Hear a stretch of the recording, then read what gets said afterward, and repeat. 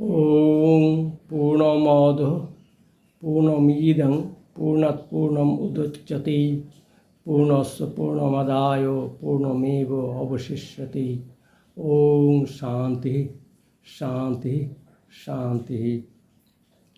আজকে আমরা বিশ্ব বরেণ্য ধর্মপ্রচারক স্বামী বিবেকানন্দ ধর্ম সম্পর্কে যে লক্ষণ দিচ্ছেন সেই লক্ষণটা পর্যালোচনা করার চেষ্টা করব। ধর্মের লক্ষণ দিতে গিয়ে স্বামী বিবেকানন্দ বলছেন, religion is the manifestation of the divinity already in man. আবার বলি, religion is the manifestation of the divinity already in man. অর্থাৎ ধর্ম হলো মানুষের মধ্যে, আমাদের মধ্যে যে দৈবিক সত্তা, অসীম সত্তা, ঐশ্বরিক সত্তা সুপ্ত অবস্থায় আছে তার বিকাশ, তার প্রকাশ, তার অভিব্যক্তি হলো ধর্ম। এখন প্রশ্ন হচ্ছে, তিনি স্বামীজি ধর্ম সম্পর্কে যেই লক্ষণটা দিলেন, এই লক্ষণটা কি আদৌ আমাদের ধর্মীয় গ্রন্থ দ্বারা, ধর্মীয় শাস্ত্র দ্বারা সমর্থিত? একথা কেন বলছি? একথা বলছি এই জন্যেই যে ধর্মের জগতে কিন্তু আমাদের কল্পনার, আমাদের মন গড়া কথার কোনো মূল্য নেই। কাজেই স্বামীজি ধর্ম সম্পর্কে যে লক্ষণটা দিচ্ছেন, সেই লক্ষণ যদি আমাদের ধর্মীয় শাস্ত্র দ্বারা সমর্থিত না হয় তাহলে সে কথার কোনো মূল্য নেই। আসুন আমরা পর্যালোচনা করে দেখার চেষ্টা করি যে স্বামীজির এই ধর্মীয় লক্ষণ আমাদের শাস্ত্র দ্বারা, হিন্দু ধর্মের শাস্ত্র দ্বারা সমর্থিত কি না। আমাদের হিন্দু ধর্মের যে সমস্ত ধর্মীয় গ্রন্থ রয়েছে, শাস্ত্র রয়েছে, সেগুলো মোটামুটি 3 ভাগে বিভক্ত। প্রথমেই আমরা যাই উপনিষদের কাছে। উপনিষদকে বলা হয় শ্রুতি প্রস্থান। উপনিষদের পরেই আসে বেদান্ত দর্শন। এই বেদান্ত দর্শন হচ্ছে ন্যায় প্রস্থান, যুক্তি প্রস্থান, দর্শন প্রস্থান এবং সবার শেষে শ্রীমদ্ ভগবদ্গীতা, যাকে আমরা বলি স্মৃতি প্রস্থান। আমরা দেখি এই সমস্ত প্রস্থানত্রয়ের দ্বারা স্বামী বিবেকানন্দের ধর্মের লক্ষণ সমর্থিত কি না। প্রথমেই আমরা উপনিষদে যাই। উপনিষদে প্রথমেই আমরা দেখছি যে বৃহদারণ্যক উপনিষদ বলছে যে অহম ব্রহ্মাস্মি, আমি ব্রহ্ম। ছান্দোক্য উপনিষদ বলছে তত্ত্বম অসি, অর্থাৎ আমি আর তুমি, জীবাত্মা এবং পরমাত্মা যেন একই, এই দুটোর মধ্যে কোনো পার্থক্য নেই। মাণ্ডুক্য উপনিষদ বলছে অয়ম আত্মা ব্রহ্ম, এই আত্মাই ব্রহ্ম, আত্মা আর ব্রহ্মের মধ্যে কোনো পার্থক্য নেই। এ প্রসঙ্গে শ্বেতাশ্বতর উপনিষদ বলল অনরণীয়ান মহত মহিয়ান আত্মা গুহায়াং নিহিতস্য যন্তঃ। অর্থাৎ এই ভগবান বা আত্মা, সেই আত্মা হচ্ছে অণু অপেক্ষাও অণু, মহৎ অপেক্ষাও মহৎ, এবং এই রকম আত্মা মানুষের বুদ্ধির গহ্বরে, হৃদয় গহ্বরে যেন লুকিয়ে থাকে। এবার যাই বেদান্ত সূত্রে কি বলছে।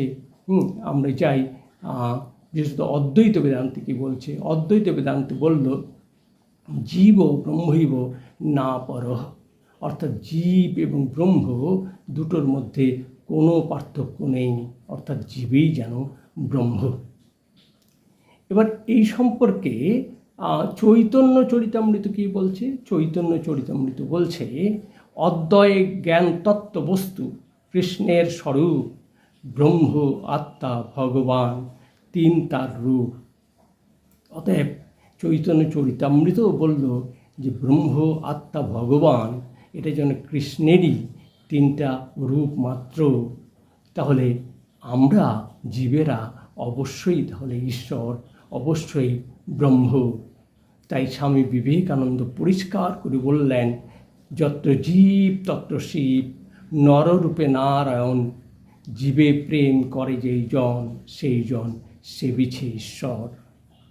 আচ্ছা, এ সম্পর্কে অন্যান্য গ্রন্থ অর্থাৎ হিন্দু ধর্ম ছাড়া বিশ্বের যে অন্যান্য ধর্মগুলো আছে তারা কি বলছে সেটা একটু দেখার চেষ্টা করি। এখানে ইসলাম ধর্মের মধ্যে যে সুফি ইসলাম ধর্ম, সেই সুফি ইসলাম ধর্ম বলছে আনাল হক, আই অ্যাম দ্য গড, অর্থাৎ আমি ঈশ্বর।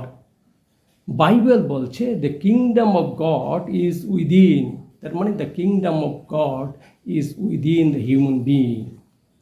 তাহলে ঈশ্বর তার সাম্রাজ্যের মধ্যে আছেন, আর ঈশ্বরের সাম্রাজ্য মানুষের মধ্যে আছে। এ কথার অর্থ হচ্ছে যে ঈশ্বর মানুষের মধ্যেই বাস করছে, মানুষের মধ্যেই অবস্থান করছে।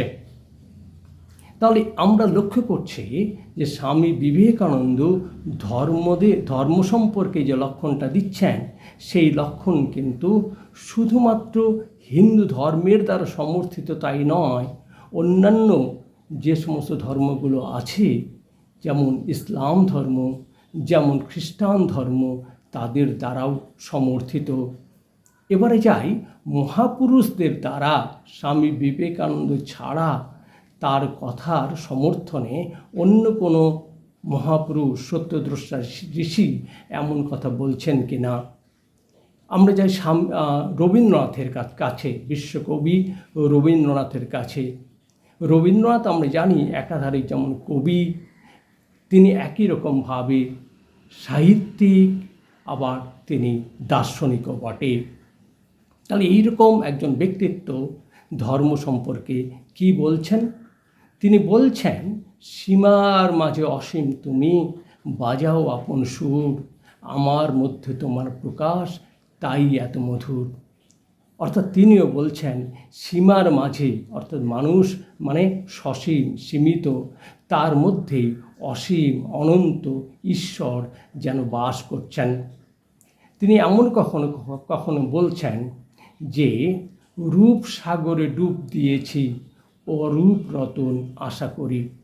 অর্থাৎ রূপ সাগর মানে মানুষ, যার রূপ আছে, যার নাম আছে, যার আকার আছে, এই রকম সীমার মধ্যেই, নামের মধ্যেই, রূপের মধ্যেই যে ঈশ্বর, যিনি নামবিহীন, যিনি রূপবিহীন, এইরকম সত্তার তিনি যেন সন্ধান করছেন। আবার তিনি এমনও বলছেন, হিয়ার মাঝে লুকিয়েছিলে, দেখতে আমি পাইনি তোমায়, দেখতে আমি পাইনি। অতএব এ কথা যেন বারবার প্রমাণিত হচ্ছে যে স্বামী বিবেকানন্দ যে দাবি করছেন যে আমরা আসলে ঈশ্বর, ঐশ্বরিক সত্তা, অসীম সত্তা, দৈবিক সত্তা আমাদের প্রত্যেকটা মানুষের মধ্যে আছে, এটা কিন্তু বিভিন্ন ধর্ম, বিভিন্ন সত্যদ্রষ্টা ঋষিদের দ্বারা এটা সমর্থিত হচ্ছে। অতএব স্বামী বিবেকানন্দের ধর্মের লক্ষণ তার মন গড়া নয়, এটা শাস্ত্রের দ্বারা রীতিমতো প্রতিষ্ঠিত। এই প্রসঙ্গে স্বামী বিবেকানন্দ যেটা বলছেন যে is soul is potentially divine, the goal is to manifest this divinity within by controlling nature, external and internal. Do this by work or worship or psychic control or philosophy, by one or more or all of these, and be free. কিন্তু এখানে অনেকেই প্রশ্ন তুলতে পারেন। কীরকম প্রশ্ন? আচ্ছা, কেউ যদি বলে যে এটা চিনি, তাহলে আমরা কী করি তার জন্য? চিনি কি না তার জন্য আমরা সেটাকে টেস্ট করে দেখতে পারি। যদি মিষ্টি হয় তাহলে বলবো চিনি, যদি মিষ্টি না হয় তাহলে বলবো চিনি নয়, এটা লবণ বা অন্য কিছু। এইরকমভাবে আমরা যদি বলে কেউ যে এটা জল, তাহলে আমরা পান করে দেখি যে এর টেস্টটা জলের মতো কি না, এটা তৃষ্ণা নিবারণ করছে কি না। অর্থাৎ প্রত্যেকটা বিষয়ের কিন্তু নিজস্ব কিছু স্বভাব আছে, ধর্ম আছে। এই ধর্মের দ্বারা আমরা সেই বিষয়টাকে আইডেন্টিফাই করি, শনাক্ত করি। প্রশ্ন হলো, মানুষ যদি ভগবান হয় তাহলে ভগবানের যে বৈশিষ্ট্য, ভগবানের যে ধর্ম, সেটা কিন্তু মানুষের মধ্যেও থাকবে। ভগবানের ধর্ম কি? ঈশ্বরের বৈশিষ্ট্য কি? ঈশ্বরের অসংখ্য ধর্ম আছে বলা হয় শাস্ত্রে, কিন্তু তন্মধ্যে কতগুলো উল্লেখযোগ্য ধর্ম, প্রমিনেন্ট যে স্বভাব, প্রমিনেন্ট তার প্রপার্টি, সেগুলো বলতে গিয়ে বলা হয় যে ঈশ্বর হচ্ছে সর্বজ্ঞ, omniscient, ঈশ্বর হচ্ছে সর্বশক্তিমান, omnipotent, ঈশ্বর হচ্ছে প্রেমময়, অল লাভিং, করুণাময়, দীনবন্ধু, করুণা সিন্ধু, জগৎপতে।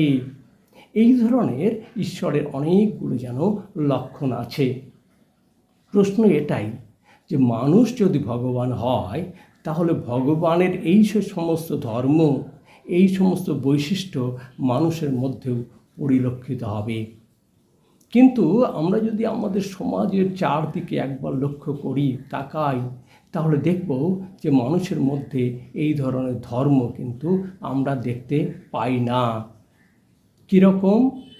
এই কয়েকদিন আগে ঘটে যাওয়া যে একটা নারকীয় ঘটনা, পৈশাচিক ঘটনা, পাশবিক ঘটনা এই আর.জি. কর হসপিটালে হয়ে গেল, সেটা কে ঘটালো?